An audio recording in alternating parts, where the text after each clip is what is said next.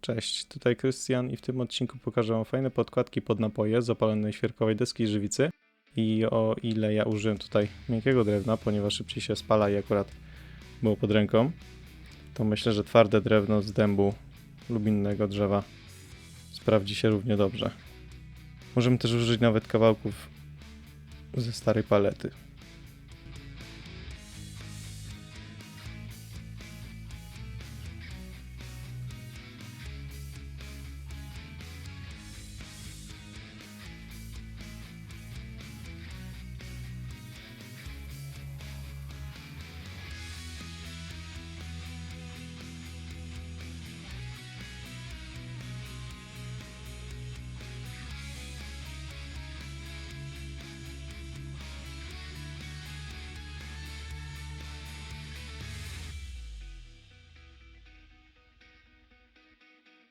Na początek gruntuję żywicą, ponieważ po ogniu porobiło się pełno szczelin, z których będzie się potem wydostawać powietrze.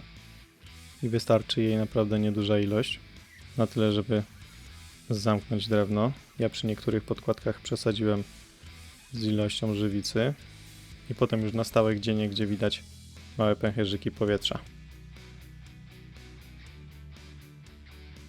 Po 10-15 minutach nie zapomnieć o wypaleniu pęcherzyków.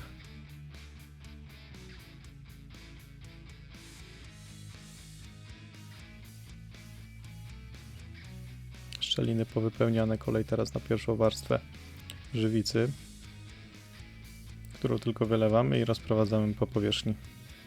Używana żywica dobrze, żeby miała czas schnięcia jak najdłuższy, żeby zdążyła sama się wypoziomować.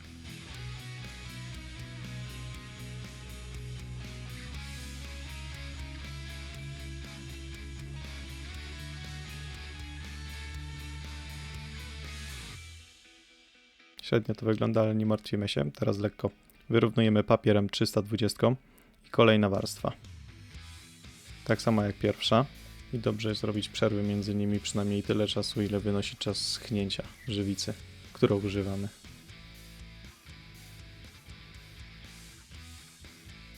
Jeśli zastanawiacie się, jak to będzie wyglądać, to za chwilę zobaczycie, że po kolejnej warstwie żywicy nie zostanie potem nawet ślad.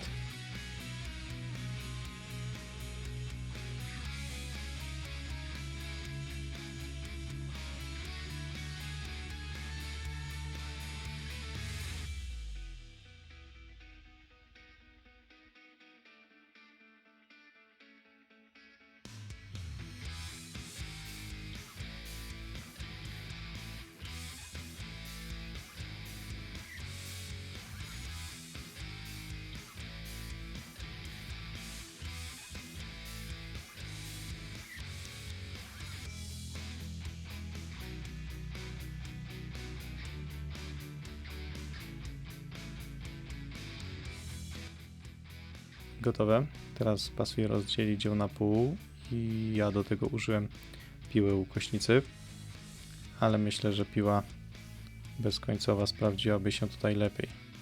Cięcia niestety nie pokażę, bo przy nagrywaniu skończyła mi się pamięć w telefonie i zauważyłem to, jak już miałem wszystko gotowe.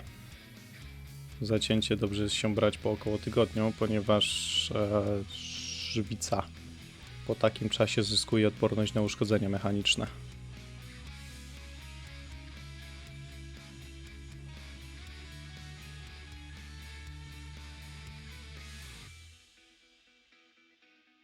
Krótki, szybki odcinek, więc jeśli coś było niejasne lub za szybko, oczywiście na każde pytanie w komentarzu odpowiem.